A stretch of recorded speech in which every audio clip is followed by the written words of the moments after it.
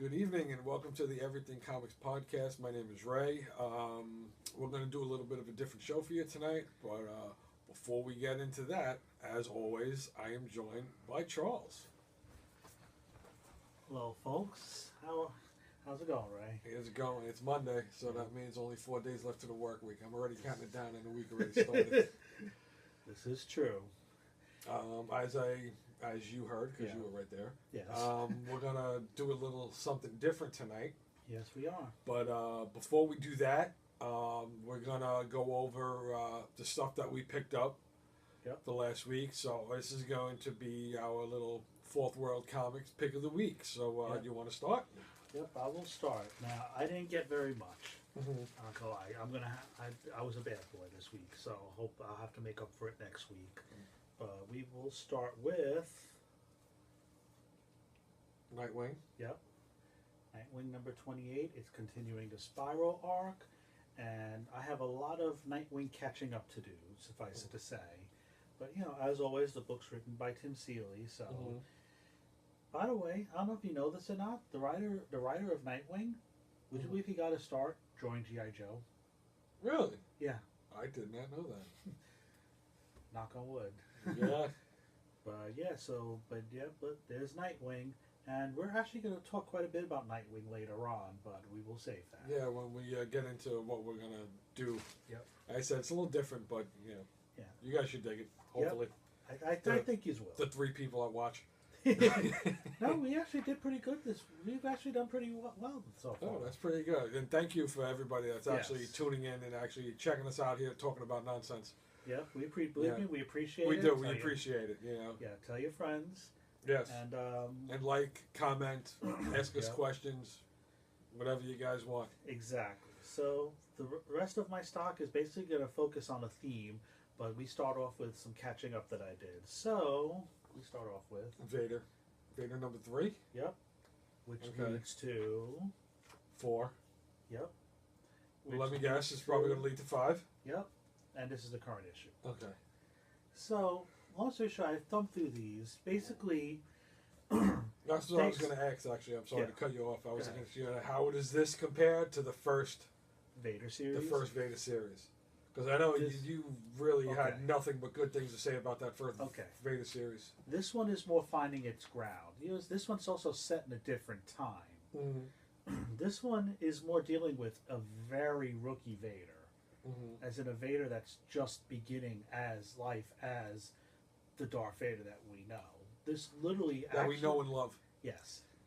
This actually picks up right at the end of Revenge of the Sith, and even can be argued tweaks a little bit of the continuity that we saw in the movie.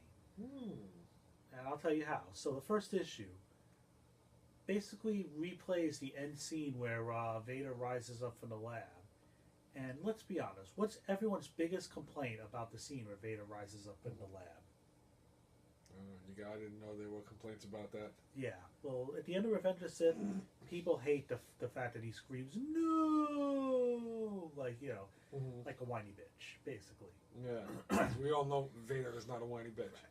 So, well... if you happen to see Rogue One, he's not a whiny bitch. He's definitely not a whiny bitch. No. So... The book actually fixes that a little. Instead of him unleashing his clamps and then screaming, a big no in sorrow, instead it's an angry lash out no where he just starts wrecking everything around him, including the Emperor. Yeah, that's cool. Yeah, so he slams the Emperor in the wall, and he's basically looking at the Emperor. He's like, "You told me you could save her." And the Emperor's like, in your outrage, you chose a different path. And the messed up thing to show you what a son of a bitch the Emperor is, and just how he never lets go of the grip of power, even as he's been slammed into a wall by an unexpected mother of all force pushes by Vader, he still basically says to Vader, now, will you accept the path that she gave you, or will you die? That's pretty cool. The fact that he can do that, excuse me, while he's backed up against this freaking wall, says something about the power of freaking Emperor Palpatine. Yeah. Now, is this the same writer as the other one? Nope. Who's writing this one? This is Charles Soule. Who's okay. actually, Good writer. Yep, he's had some experience in the Star Wars universe. He's done some of the limited series, although his stuff has been more along the lines. He's written like a lot of more mainstream type stuff. Like I know he wrote the Superman Wonder Woman book. That was the one that's coming off the top of my head. But he's definitely a veteran to the Marvel DC universes for sure. But anyway, one thing that's a theme in these books is, if you remember at the end of Revenge of the Sith, Vader doesn't have a lightsaber, because if you remember, that went bye-bye along with his arms and legs. So he's got to earn his lightsaber. But now we've got another tweak into basically the established Star Wars universe. What's that? We learn a little bit about the history of the Sith and their red lightsabers. Basically, we learned that lightsabers normally only come in blue and green. And what happens is there's actually like these little almost insect type beings living inside the lightsabers that help give them their color. But the thing is, when a Sith claims his lightsaber, and basically the way the Sith has to steal his lightsaber from a Jedi, and then he pours all his hate into his lightsaber and he makes them bleed. And that's how they get their red color. That's pretty sick.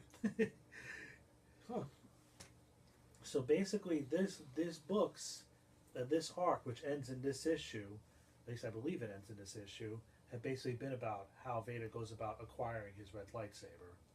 Which, if you remember, would probably be pretty hard, because if you remember, a lot of Jedi were killed at the end in Revenge of the Sith. Yes, they were. So Vader has to now find a surviving Jedi, conquer the Jedi without a lightsaber, and basically do the deed. He does the deed, obviously. Yeah, because he does get his lightsaber back. Yep, as we all know. So, and I will end off my final pick on a related but not quite the same theme. Captain Phasma. Yes, Captain Phasma. I'm sure we remember Captain Phasma from The Force Awakens. I'm sure we remember her fate, right? Yeah, as in basically the butt of a joke being dumped into a trash compactor by Luke and Finn. Not Luke and Finn, Han and Finn. Yes. Well, this one I did get a chance to read. And put it this way, Phasma doesn't stay there very long. Oh, so this picks up after Force Awakens? This actually picks up during the midst of Force Awakens. Oh, okay. During the final battle. This is basically what happens after she gets... So this is what's going on when they go to get Rey? Yep. Okay. Yeah, let's just say Phasma's not sitting there twiddling her thumbs. And no, she does not die at the end of, when the planet blows up. Spoiler alert if you haven't seen Force Awakens, but considering Force Awakens has, sold over $900 million worth of tickets. And it's been out for 2 years. Yeah. You should have seen it by now. Exactly.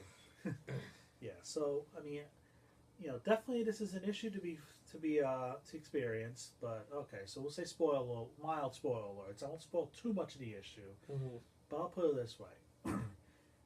Basically, this is about Phasma redeeming herself in more ways than one. Not just for the fact that she got dumped into a trash compactor, but also the fact that under duress, she revealed the location. She lowered the shields, which allowed the Resistance a chance to destroy the station. So you could probably imagine if you're Phasma, you would just assume not have anyone find out, right?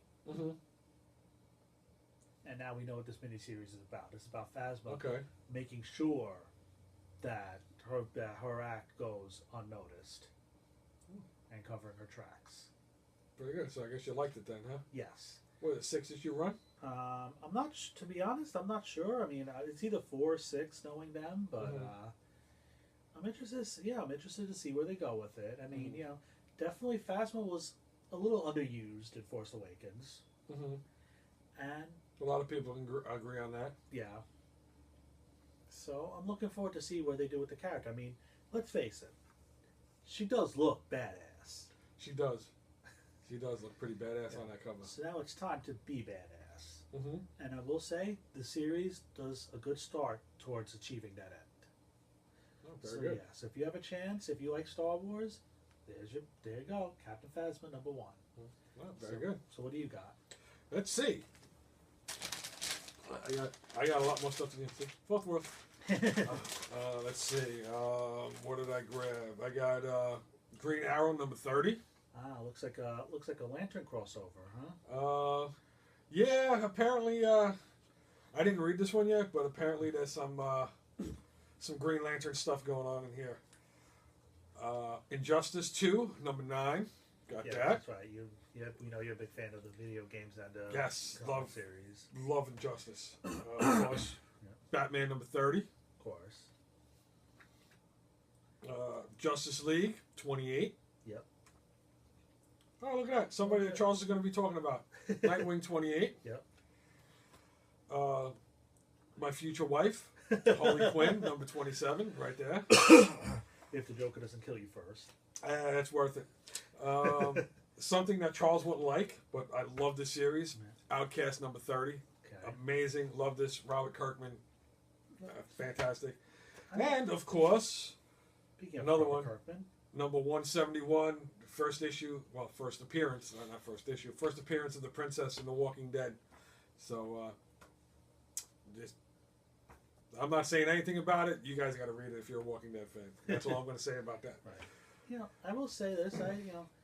I don't collect Walking. I never got into Walking Dead because we've discussed this already. Yeah. Long story short, I'm not into zombies. Yeah. But that's all right. It's not really. I know a lot of people that love horror movies, but don't like zombies, which to me makes absolutely no sense. Fourth World. Right. But thank you. Yeah. Fourth World. Yeah. So, Go there. Yeah. So those are my goodies for the week. Just and now, before we do that, I just want to say one more thing about Robert Kirkman. Though. Okay. But I will say, he's definitely more versatile as a writer than that. I don't know who's been picking up Invincible or not, but definitely an interesting series. And you know what? Fantastic. I think I'll talk about that a little bit as we go into our next subject, which you want to introduce. Okay. Actually, before we do that, it finally became official today. Patty Jenkins, is that her name? Patty Jenkins. Yes, Jenkins. She will be directing the Wonder Woman sequel, and apparently she's going to be cashing in at between $7 and $9 million for this movie. So, cheers. Good for her. Not for nothing. She knocked it out of the park with this movie. See? Diana. Yep. There you go. So I just wanted to bring that up, and of course we lost one of the creators of Wolverine too at the age of 69. Unfortunately. Yep, Bloodline. Which really sucks. Yep, and Swamp Thing too. Yep, he had a hand in Swamp Thing also, so we lost him. I was trying to think there was another tidbit that I wanted to bring up, but I completely forgot. So, oh well. You know what? Maybe I'll remember it for next week and then I'll bring it up. But like I was saying, tonight what we're going to do is, I know I get asked this question a lot. I know Charles does. Yep. About people, I want to get into comics, but I don't know where to start. I don't know what series I should start at. Excuse me, what issue should I start at? That's a big one. Which, you're right, it is a big one. Because, see, some people will say, all right, well, especially if it's an issue you really like, and then you get some people, well, you know what, if it's part 2 of an arc or I got to read the whole thing. Which some you really don't. Right. I will say, it was less of a concern back in the day than it is now. Mm-hmm. When I got into comics, I'm not going to lie, I got to my first issue of Batman was number 447. It was the third part of a 3-part story. And I was able to follow. Maybe they told comics in a different way then. Or, And I noticed, I'm sorry. Yeah. But I noticed too, I remember we talked about this on our SoundCloud show. Back in the day, they always used to kind of give you, I guess, flashbacks in certain issues. Oh, and then they would touch on things that happened in previous issues that they really don't do anymore. See, what Marvel actually had a good thing going. I don't know why they stopped doing it. But in the 90s, what they used to do, they had a page where they would basically... It was perfectly set for new readers because it would introduce the characters. You got a little brief snippet, maybe 1 or 2 sentences telling you about each of the primary characters in the series, and then they gave you basically a brief synopsis of the overall story, basically what the book is about, and then catching you up to where you needed to be to jump into the issue. See, and I thought that was cool. when they did that. Because, like I said, if you are a new reader, you're not going to be reading the book, and it was like, well, who is this guy? Right. Who the hell is this? Why is he doing that? Right. With something like that, you can read it, and you're like, all right, this guy does that, this guy's bad, this guy's good, whatever, all right, this is why they're doing this. Right. Which is cool. Which is, I don't know why they don't do that really anymore. Right. Not even just necessarily Marvel. I mean, everything. Because that was. Oh, I'm sorry. Also, I had another train. The hamster. The hamster's really running on the wheel right now. Go ahead. When we talked about the first issue, not the first issue, when Rebirth came out. Yes. How they did that. There's like, oh, read this previous. See, stuff like that. I think is really missing and really lacking in comics, as it once was. Right. Probably a big thing is everything's so set up for the trade paperback now. I think that is a big part of it now. Everything's set up for those 6-issue runs that they can neatly tie up into the trade paperback. It seems like that's excuse me. It seems like that's where they probably feel like their money is. But that said, see, as somebody, for me, I hate trades. I don't like trades. I want my issues. I generally prefer my issues, but unless it's older stuff that I can't get, or I'm going to have to like give up an arm, a leg, and a kidney for, then obviously you're going to go for the trade. Right. Yeah, I do see a value in both. I'm not going to lie. It depends. I can see the value in the trade if you don't want to wait.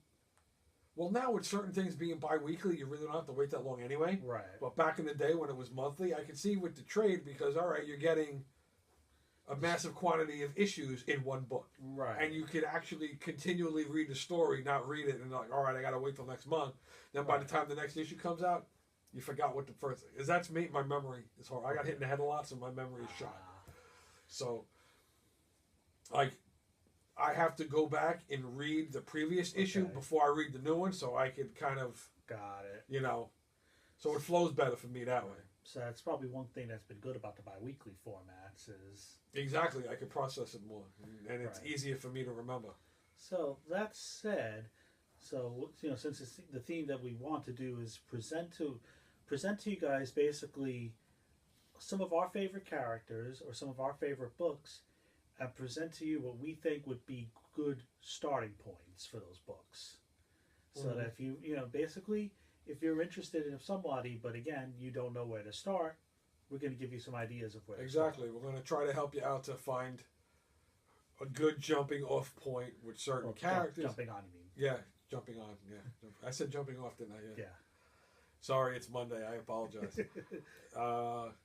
Good, jumping on point to where you could easily follow where you won't be lost, pretty much. That's what we're going to do. Right. So I guess I'll start. I'll start. Sure. Why not? Well, why not start with basically the main character, Batman?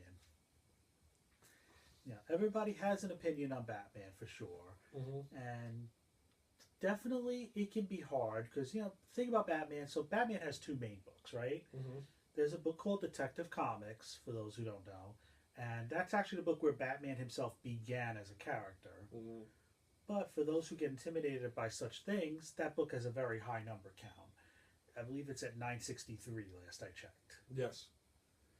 Which could be a turnoff for some people. They're like, wow, I missed that much. I'm not even going to bother trying to read this if I missed that much. Right. So now what they did was they also have the Batman series, which that has a lower number. That's, I believe, at issue 30 right now. Yes, it is. It is at 38. It's right there in the bag. Right. But so to answer the question, where would I start if I were a new reader and I was looking for the place? Where would I start with Batman? As I kept thinking about this and thinking about where Batman has been over the years, where he's come to me, I feel like if you want to understand the Batman that we read now in the books, I feel like the place to start is the Court of Owls, which is basically the beginning of the New 52. Yep. And it in trade paperback. And great by the way, jumping off point. Yep. All hail Scott Snyder. Yep. And I will say this though, you probably should get this in trade paperback because the individual issues are going to be expensive. Yes. Yeah. So as I would know, yes. Yes. See, I was buying it from the get go. I think you were still you were on an off point at that point. Yes, I was. But yeah. So I think issue one, basically getting issue one of first print, it's going to cost like $75, $80. Yeah. So that's what it cost me at Comic Con. Yep. Special edition. Yep. You were with me, so. Yes, I did watch it happen. Yep. You watched me dell out $70 for that issue. So, with that in mind, this is definitely where the trade paperback comes in handy. Yeah. So, it's Batman Volume 1, The Court of Owls. And basically what they do is... Such a great story, too. Oh, yeah. Oh. See, the thing is, all the DC stories were starting over with the New 52. That was the whole premise. Mm-hmm. And essentially, one does a good job, because one thing is, they introduce you to all the characters. You remember those little blurbs at the bottom? Yes, I do. Yep. You got to meet Batman. You got to meet Dick Grayson, aka Nightwing. You got to meet Tim Drake, aka Red Robin, and then Damian Wayne, aka Robin, plus Alfred. Mm-hmm. Yeah. And I believe Commissioner Gordon was in the first issue as well. Yes, he was. So a lot of the main characters, albeit all the main male characters, that just occurred to me, mm-hmm. But yeah, so that's and the thing is, it gets you into the whole mystery right away. It does. Yeah, and you get a feeling that what Batman knew, and aka what you all as readers probably knew, is not going to come out the same when it's done. Mm-hmm. You're going to get a whole new taste of Gotham City, and I just feel like, to me, if I were pointing to the single point that I would say is where a Batman person should start at, I would start there. Yeah. So Batman Volume 1, The Court of Owls. I would completely agree. And not only that, too, if you were skeptical about Batman, or even just, I know I've said this over and over again, and I know I'm beating a dead horse, Scott Snyder can write Batman. Absolutely. I mean, it's like they were meant to be together. Right. See, and the thing is, from there, you can branch out. You can go ahead in the stories. You can go on to like Death of the Family and Endgame and all this various super heavy. Mm-hmm. Or you can go back into the works that were. You can read the Black Glove. I believe it was called the Black. It was a Black Glove. I'm sorry, it was a Black Mirror, mm-hmm. which was his detective run. Which, oh my God, that was fantastic too. It's great. The only thing is, though, is just I would say you probably should have some Bat books under your belt before you start that. Mm-hmm. Only because if you pick it up and you're used to the notion of Bruce Wayne being Batman, you pick it up and Dick Grayson is Batman, you're going to be like, what the hell? Yeah, exactly. But that little run that he had on Detective was it was brilliant. It was brilliant. It was dark. It was scary. It was a little scary, actually. It was. I mean, I will say, so we find out, without going into a lot of spoilers, Jim Gordon Jr. has a son, and his son's a little messed up in the head. Yeah. Let's just say a couple fries short of a Happy Meal, folks. Yeah. And he turns out to be quite the villain. As a matter of fact, I would argue he's been way underused. Oh, absolutely. You know what, though? I wonder, especially with everything going on in the world right now, if you can get away with having a character like that now. What do you mean? You know what I mean? Because people are just very overly sensitive now with certain things. Because he did some pretty messed up shit. Yeah, but you know what? Yeah. He did, but the villains should do messed up things. No, yeah, absolutely right. I completely agree 100%. I mean, I do think in a world where you have like Old Man Logan cutting up people, mm-hmm. Shish kebabbing people, you have like all the books. I don't see why. I guess I'm not seeing why what Jim Gordon did, even though it's messed up, mm-hmm. would be like so untouchable versus like a book of walking zombies. No, true. True. I want somebody getting their head caved in with a baseball bat wrapped in barbed wire. Yeah. Yeah. All right. So now that's actually a really good one. That was good. See, one of my favorite, and I know because it really didn't come out, it wasn't in like single issue form. But if you want a really, really great, and I think you might know where I'm going with this, a Batman story. Yeah. Killing Joke, amazing. Killing Joke is an absolutely fantastic story. Amazing. Yep. That's another one. Basically, if you love a very dark Joker story, that's it. That's one right there, boy. Yeah. Amazing. So now, that said, what let's okay. So I've discussed the book. Mm-hmm. Your turn. I would probably, for me, being that she will become my future wife eventually, I would probably go with Harley Quinn. Okay. Not only because I just love that whole backstory for her, which kind of says a lot for the Joker. Because if the Joker can turn a therapist insane, yeah, how insane is that man? True. You know? True. Someone that's supposed to have it all together, that he pretty much drives her insane. True that. Says a lot about him. True that. I know you've kept up with Harley with the new 52 stuff. Yes. I know him and I discussed this on another show. One of my favorite issues from the new 52 was Harley Quinn number 24. That was it 24? 25. 25, yes. 25. It's nice to see a character who everything that she went through and how she was abused and how she was treated. That issue, I'm telling you, actually, when I was done reading, I felt like clapping because she whooped his ass. She did. I mean, she kicked the crap out of him. She did. She absolutely did. I agree with you. It was like it showed it's something all the growth. It did, and it actually showed a lot of Harley Quinn fans, and it pretty much showed us that, hey, you know what? It's not the same character as she once was. Right. She's coming into her own. She's becoming more powerful. Right.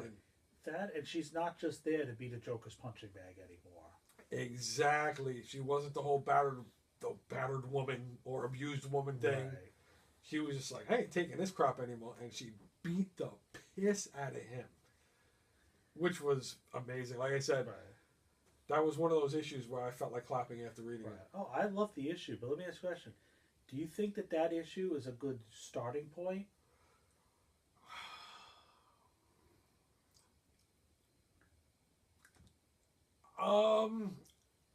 I wouldn't say it's a good starting point, but yeah, for how the character is now, yes, I would probably say yes if you want to get to know the Harley that we have now.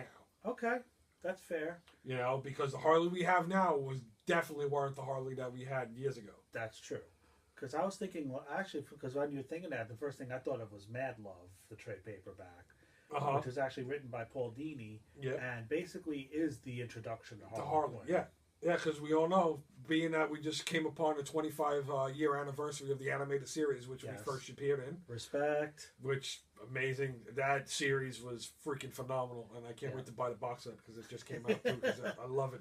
Right. But, because that's where she first appeared. Yeah. So, I would say if you want to learn about the Harley we have now, definitely issue 25. Okay. If you want to learn about the original Harley Quinn, I would definitely do what Charles said and read the Mad Love. Right. But I mean, you can't go wrong with Harley. I mean, she's just, I do love the growth of the character, but the thing is though, is that she's still Harley. Just because she's trying to do the right thing, doesn't mean she's sacrificed who she is. That's what I love about what they did with her, because they didn't change the core value of the character. Right. She's still a crazy bitch. Yeah. Which I love, but she's still trying to. She's trying to do the right thing, but she's still insane. Yeah.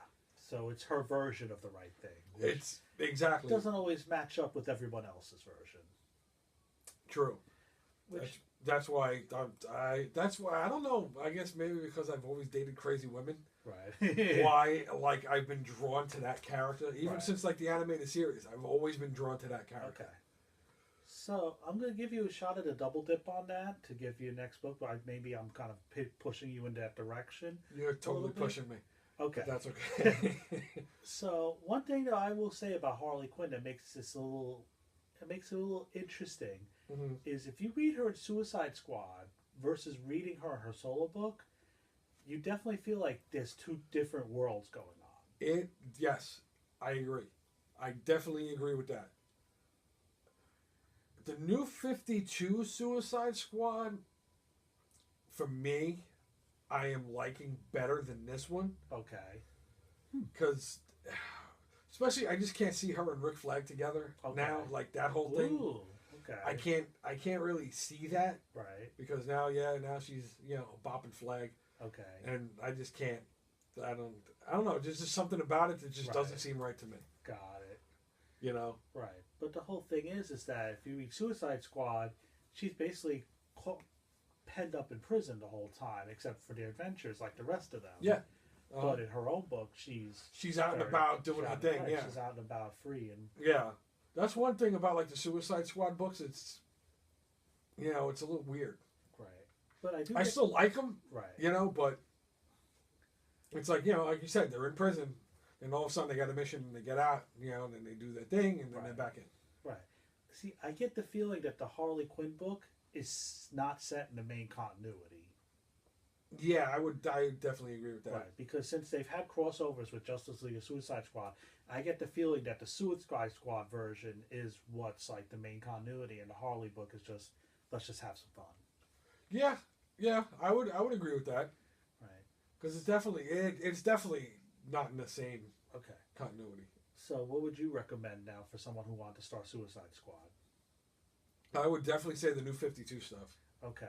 Definitely. You think like the first issue, basically, like the first trade paperback? Definitely the first trade.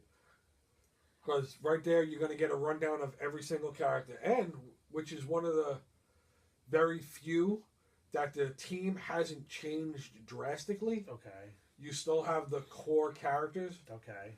Not like, say, X-Men or Avengers or something like that, where... All Marvel books. Pretty much. I hate to say it. Well, even Justice League now. Even Justice League, you got Killer Frost, and you got, you know, I believe Lobo's in there now. But you know what? But that's the Justice League of America, not the core Justice League. Yeah. So, I mean, see, that's another thing. I have a hard time, you know, I mix the two up all the time. Right. Well, basically, the book is just Justice League. I know we're kind of, you know, veering off of it. But, yeah, you know, sorry. We'll go back. Yeah. We'll circle back.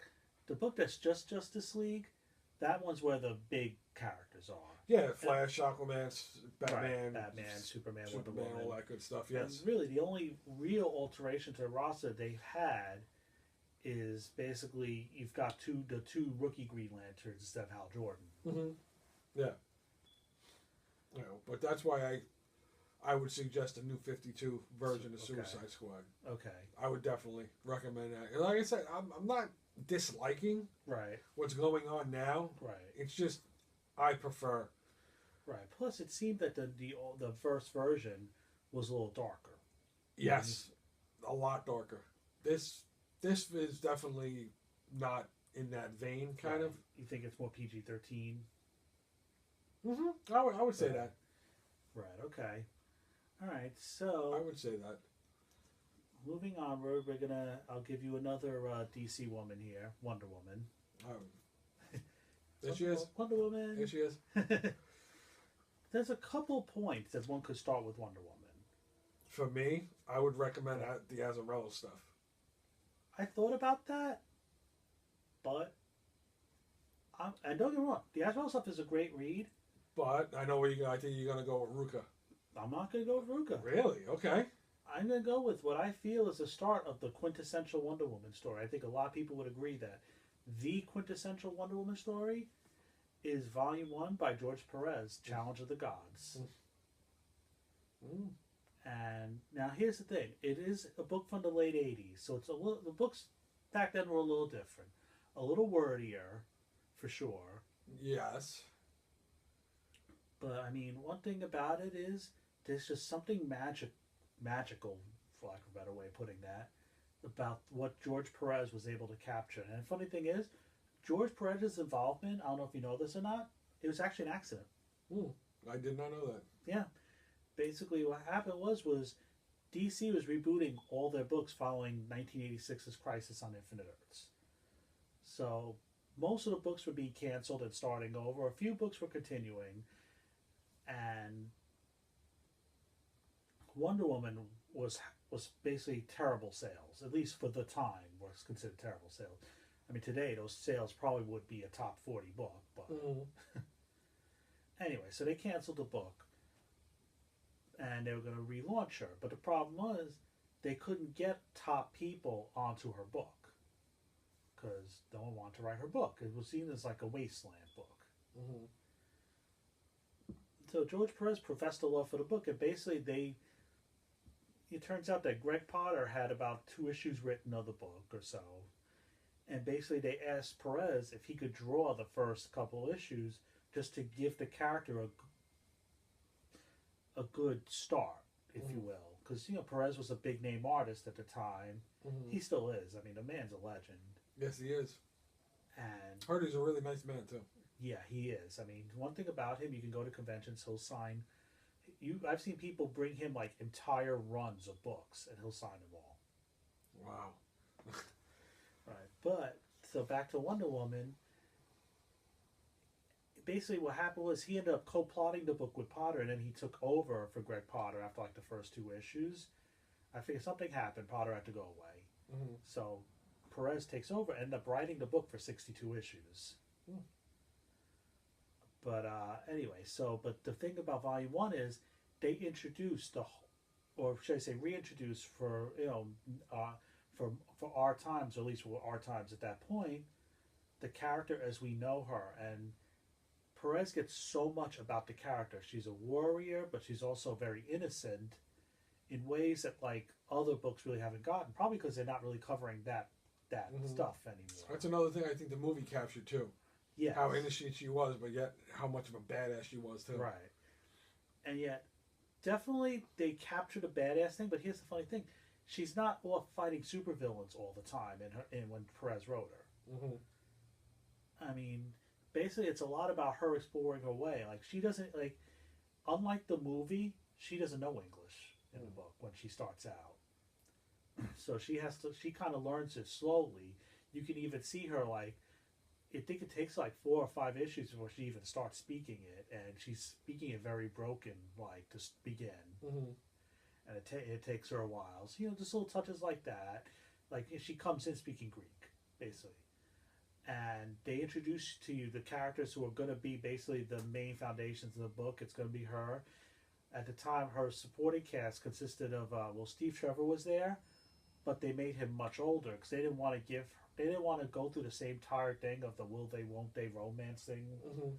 So instead, we get a much older Steve Trevor, so Wonder Woman gets a chance to stand on her own. And you're introduced to Ares real quick. You're introduced to some of his minions, his Deimos and Phobos. And you get the one thing you learn right away is, as innocent as Wonder Woman is, she has no hesitation doing what she needs to do in battle. She chops off, I believe it's Phobos' head very early on. She does what she's got to do. See? Badass. Yeah. But, I mean, but the thing is just, he captures that innocence of her in a way that I don't think anyone else has ever gotten. And... like you said, the man is a legend. Yep. And just... yeah, to me, that's... if I were to point to any single place to start with Wonder Woman Volume 1, Challenge of the Gods, that trade paperback is where I would go. Yeah. Enough said with that.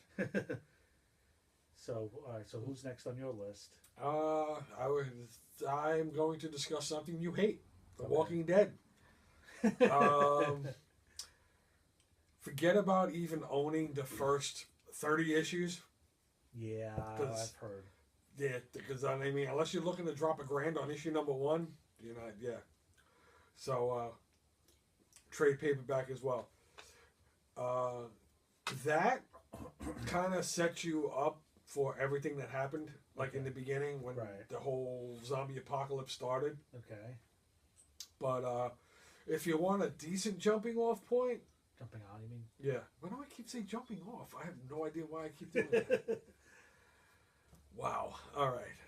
A good jumping on point for me, I could say, and it's inexpensive. You can still actually probably find it cheap. I would probably say issue 100. Okay. Because not only is that the start of the Saviors, that's also the very first issue with Negan. So that you should be able to. If I'm not mistaken, you probably get that issue for like probably $10, $15. Okay. You know.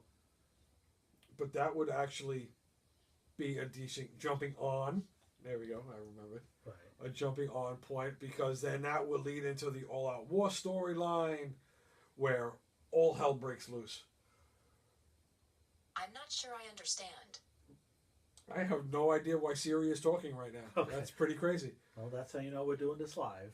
Yeah, Siri just decided she doesn't understand that. I guess she wants me to continue more with The Walking Dead. I don't know. Okay, so go ahead. So But, you're saying, so Megan. Yeah, so you could definitely start with issue 100. Like I said, and it's the first issue, first appearance of Negan. That's always interesting because usually issue 100s Mm-hmm. are like kind of the resolutions of long-held storylines. No, not this one, because this is the beginning of also, I remember when I discussed about one of my favorite issues, Yeah. that's also the issue where Negan kills Glenn. Ah. Yeah. Yeah, so Negan comes in with a bang in that issue. Literally. Gotcha. Okay. You know, but definitely issue 100 is a good jumping on.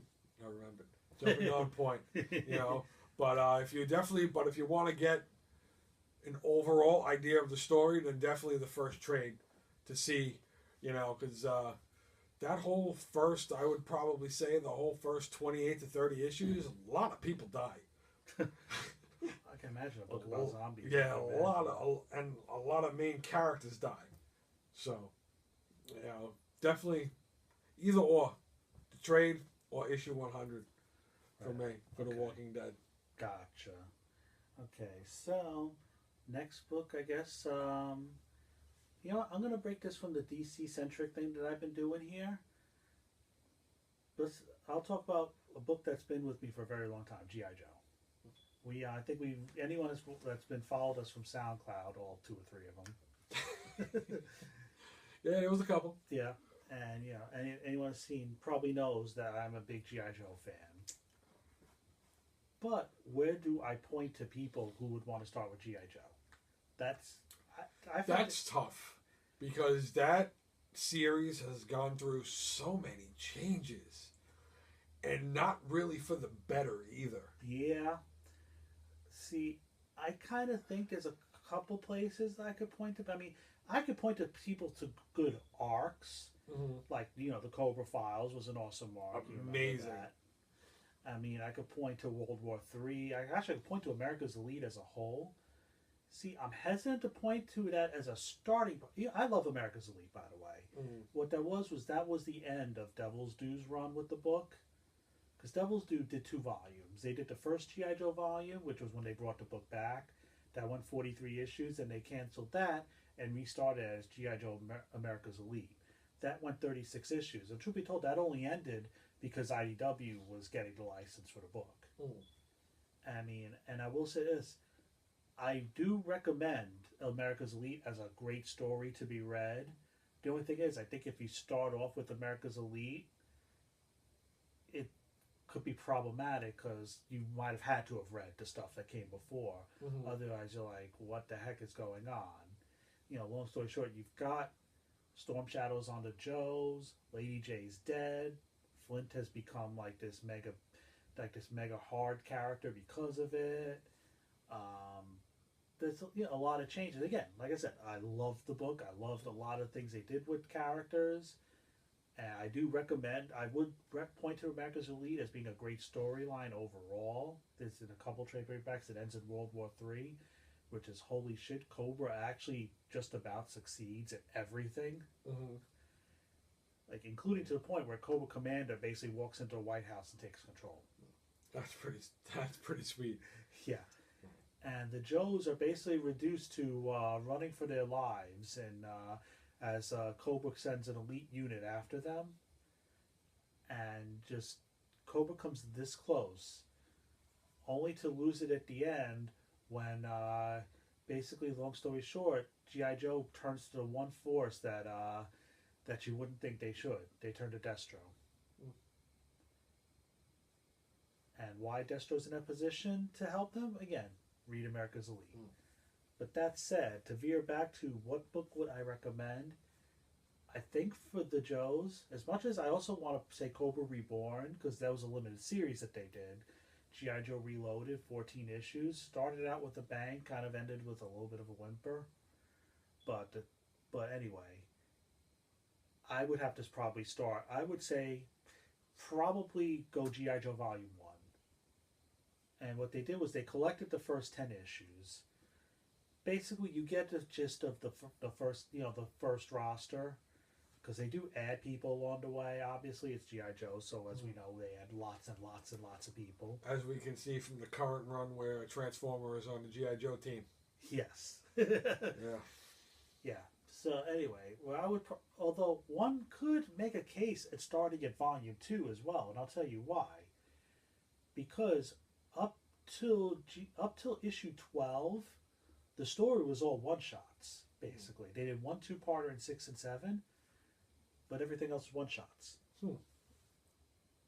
And then in issue 12 is where they first start the multi-arc story of one issue leading to the next. And how do you feel about that? what's that? One issue leading to the next and all that? No, like just having like one story, beginning and end, one issue, next story, completely different story. That's like what they used to do with Archie. Yeah. And you know what? They kind of did that too with the book. See, the Joes, what happened was they actually did that with the book called Special Missions that were meant to be basically 1 or 2 issue stories that wrapped up everything and basically featured characters that weren't already in the main series. I do prefer the arcs, the longest, actually. So do I. Because to me, the arcs keep me interested. But especially if it's a good story. Right. But what Hama used to do back in the day, he didn't tell an arc in a traditional thing that wrapped up in 6 issues. Hama stories would go on for like sometimes years before he would resolve a plot line. But he threw you enough bones to kind of keep you in along the way. Like you started out with the one big mystery is always who killed Snake Eyes and Storm Shadow's mentor, the Hardmaster. They kept that running for. See, they kind of started that with the origin of Snake Eyes in 26, and they kept that running until issue 45. Wow, that's an arc. Yeah, that's like a mega arc. Yeah. But to go back to it, I would say you could probably start with volume 2, because volume 2 starts you off. Because what happens, the way they collect it with those books, volume 1 is 10 issues, and basically most of them are after that are 10 issues. You could probably start at volume 2. I mean, you miss a few things, but what happened again? Like I said, it's 12 that starts the overall arc. And what happened is 11 is a one shot, but 11 plants a few seeds. Like for example, what 11 does is you get your first new Joes are introduced to the roster: Gung Ho, Snow Job, Wild Bill, Airborne, and Doc. And you also meet a gentleman who's destined to become a major part of Cobra, but he's hidden in shadows throughout the whole issue. And by the way, at the time, it should be mentioned, Cobra basically consisted of Cobra Commander, the Baroness, and a buttload of Cobra soldiers. Baroness. She's hot. Yeah. That's one of the things I liked about the Cobra Files when you got me into that. Yeah. Because that whole first issue was about pretty much her. Yeah. See, I mean, I'm going to veer off briefly. IDW should maybe think about just giving her own series. I'm surprised she hasn't. Has she ever had one? Because not to my knowledge, right? All they've done is like, we've seen her in single issues, and it's interesting because one thing Hama's done in recent books, because we should mention, they also have 2 continuities. There's the main book, and then there's the main book. What I say is there's the IDW's own continuity, and then Hama has this book called Real American Hero, which continues from the 80s book. And it's interesting. He's done some things with the Baroness, like in the Real American Hero books. She's now trained under basically one of the Arashikage martial arts experts. So now she's practically a ninja on top of everything else. Yeah, dude, she's like one of those characters that is probably like the most deadly. Yeah, like. And this is coming from somebody that really. I mean, I collected the figures and everything when I was younger, and I read some G.I. Joe, but not as much as you. I really didn't get that hardcore into it.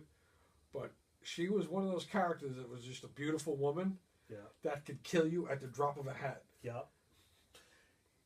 And boy, there's some stories along the way that you get that.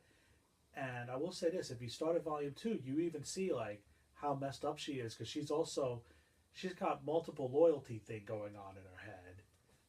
But she picks a side in that volume, but it ends to her detriment. But yeah, I would say probably you could start with volume 2. I mean, if you get volume 1, you know what? You get ahead of the game a little because you kind of get the intros to the characters. But I would say you could start with volume 2. And it recaps 11 through 20. And yeah, basically, like I said, 12 starts the major arc. And, you know, you get a couple characters that come back that they hadn't used for a while. And, you know, you learn who Quinn the Eskimo is and Dr. Venom. And, you know, you also introduced to Major Blood along the way. And, you know, a couple other classic characters. Ace, CoverGirl, Torpedo, Tripwire. All these characters make their debuts. And when the run is done, and that at the end of that issue, they have issue 19, which is like kind of the wrap up the first major sub arc, if you will. A few people die. Well, G.I. Joe's good for killing people. Yes. So, okay, I've discussed my book. What do you have next? All I had was 3. All you had was 3? Yeah. Okay, well, I can do this. Go for it. Go for another one, and I'll think of another one. Okay, so let's talk about Nightwing next. Okay, there you go. So we've got basically Nightwing Volume 1, Blue Haven is where I go. I could jump in on this one too a little bit. Okay. But I would start with Volume 1, Blue Haven. Basically, the long story short of it is Nightwing was the former Robin. You know, Dick Grayson. Dick Grayson. Yeah. And he's now an adult. But the thing is, through most of his creation, through up to about the mid-90s, he was basically a supporting character. He was in... he was always on like one of the Titans books, and believe it or not, he only rarely showed up in a Batman book for a long time. But then they started they started including him in some of the Batman arcs. But still, there was the fact of, is he his own man or is he a supporting character? Yeah. So, first they did a 6-issue limited series. I was kind of on that. But what happens is in Bloodhaven, what was it? I think Dick, if I remember right, Chuck Dixon writes it and Scott McDaniel draws it. I will say, Dixon definitely comes into his own writing Nightwing. And, you know, Scott McDaniel's art isn't for everyone, but I think it just lends such a great style to the way the book was. And basically what it is Bloodhaven is like, kind of think if you're like Minneapolis, St. Paul, Bloodhaven will be like the St. Paul. You know, kind of the junior sister city, if you will. It's about half an hour away, and although I think the real Minneapolis, St. Paul, a lot closer. But anyway, so Bloodhaven's got a lot of messed up stuff going on. And basically, Nightwing decides to investigate what's going on in Bloodhaven, and so Batman can stay in Gotham City. Now, Nightwing's got to make Bloodhaven his own. But let's just say Bloodhaven you find out Bloodhaven is corrupt in a way that Gotham can't even come close to. You know, Gotham's thing is all the supervillains are attracted there. But in Bloodhaven, pretty much everyone is bought and paid off by like the big mob boss. And like the whole police force basically is everybody. Like the whole law system is. Oh, wow. And Nightwing's got to figure out basically on his own how to do something about this. Because what happens is to make him go there was that bodies started turning up from Bloodhaven to Gotham. And that's why the Bat and then Nightwing took an interest in it. And you meet, Nightwing gets his own he gets his own Jim Gordon, Dudley Soames. But Dudley's playing both sides of the table. You know, you meet the big bad, Blockbuster. But I'll just say, appreciate Blockbuster as he is in the comic, you gotta pick it up. But yeah, Nightwing Volume 1, Bloodhaven. Definitely, you get a good intro to the character. Robin actually pops up midway through it. So now this is his successor, Tim Drake, although actually successor 2 ways down, because of course we had, you know, Jason Todd in the middle of that. But yeah, so I would say Nightwing Volume 1. What are you thinking about the New 52 run? I liked it because I like Kyle Higgins' work. I think he wrote all but one issue before. Yeah, he wrote the first 29 issues, and issue 30 was kind of a segue issue leading into the new book Grayson. Yeah. Which then led into the new Nightwing book that they have now for Rebirth. But yeah, I like Kyle Higgins' work. I think he added some. There was definitely some depth. And his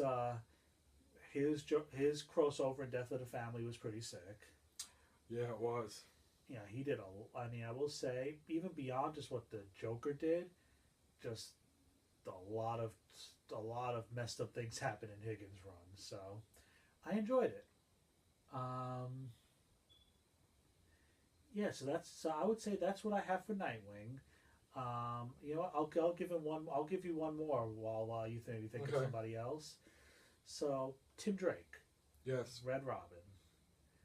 Formerly just Robin. Where would we start with Tim Drake? Well, actually, it's a nice, easy jumping on point. Although it's kind of a story in its own arc as well. But luckily, they've collected it to make it nice and easy. They have a little trade paperback called A Death in the Family, which we all know is or I should say, those of us in the know that that's where Jason Todd dies. But what they've done in recent years is they've added a story called A Lonely Place of Dying. That introduces you to Tim Drake, gives you a nice little Batman versus Two-Face story, and eventually gets Tim Drake on the road to becoming Robin. And eventually what you do is that they've also started collecting Tim Drake's run as Robin in trade paperback. I believe the first one's called Robin Reborn, which basically collects his appearances in the Batman books as he's training, and then ends, I believe, with this first miniseries. Yeah, he actually had 3 miniseries before they gave him his own book. But yeah, definitely his training. He goes through the ringer in it. You meet Lady Shiva, who is basically not to be messed with. Yeah, remember, because you actually meet her in Death of the Family. She fights Death in the Family. She fights Batman. Pretty much fights him to a standstill until Robin interferes. Oh, wow. But yeah, so I would say start off with A Death in the Family. Again, you want to get the version that's out in the stores now, the expanded version, because again, you need The Lonely Place of Dying if you're going to get introduced to Tim Drake. And then you can go on to Robin Reborn and Robin Triumphant, and you basically got to start. And the character who I feel was not only the best Robin, but honestly might just be my favorite character in all of comics. Yeah, he's discussed how much he loves Tim. Yes. Well, we'll say Tim's aged a lot better than I have. I mean, when I started reading the books, there was only about a 2-year age difference between Tim and myself. Now it's a lot more than 2 years. Oh boy! Oh, I just checked the time. We're running late. Sorry, we're running a little overtime today. Okay. Yeah. So I feel like we've got some starts. You know what? We could revisit this in a couple. We could revisit this in a few episodes. Maybe get some more books. I'm sure we will. We'll definitely revisit this again. We definitely have to include. We should include some Marvel, and I do have some Marvel recommendations. Yes. Yeah, we do. I think I might be able to dig up a few. Tell you what, why don't we just make part 2 to next week's episode? Actually, you know what? That's a great idea. We'll do that. Yep. We'll come back next week and do it. And what we're going to do now is we're going to start doing these on Wednesdays now, to kind of coincide with New Comic Book Day and everything, and we'll go over everything that we bought too, like we did, and we'll continue on with this next week. Yeah. So might as well. Before we do that, let me say my peace out. So, guys, everybody, ladies, guys, whoever's watching, thank you all so much for your support. Thank you for watching. Definitely give us some feedback if you can. And until next time, peace out. All right. Again, I can't really don't know what else much to say on that, but also thank you very much. Comment, subscribe to the channel, follow us on Twitter, comics_talk. Charles and I are gonna work on a Facebook page. We'll be on Facebook soon, so once we get that going, I'm sure we'll plug it on here. Also, thank you again to the guys of Fourth World Comics, always for their hospitality. And we will see you guys next week. Have a great night and take care.